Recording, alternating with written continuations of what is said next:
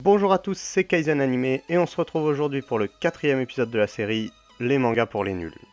Aujourd'hui, la vidéo va tourner autour de deux mots assez controversés dans la culture manga, les harems et les ecchi.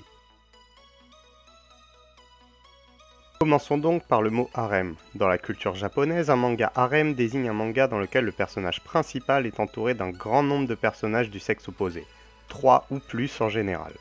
Le personnage doit la plupart du temps cohabiter avec eux et cette situation assez cocasse, me direz-vous, répond au fantasme d'adolescents et d'hommes introvertis.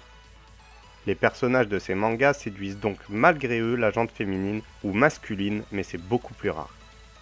Le pitch de ce genre d'anime est en général assez similaire. Les personnages féminins commencent par détester le protagoniste ou l'ignorent et vont tomber peu à peu sous son charme en le côtoyant tous les jours.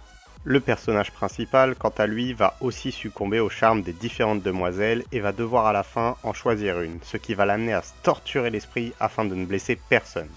On peut citer en exemple The Quintessential Quintuplet, Date Alive et Le Fruit de la Grisaya, qui sont tous des mangas harem mais traités de manière différente avec des sujets aussi vastes que variés. Cependant, le harem est trop souvent confondu ou associé avec un autre genre de l'animation japonaise, le ecchi. Un ecchi est un manga qui présente du contenu à connotation sexuelle, généralement pour créer un effet comique. Ils sont majoritairement adressés à un public masculin et exploitent donc au maximum le thème de la sexualité.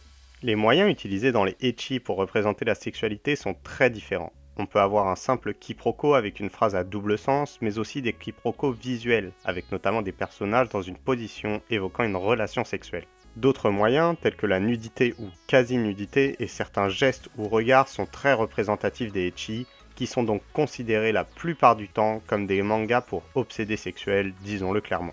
Cependant, ceci est surtout du fanservice, et parfois de bonnes histoires se cachent derrière la façade du simple ecchi.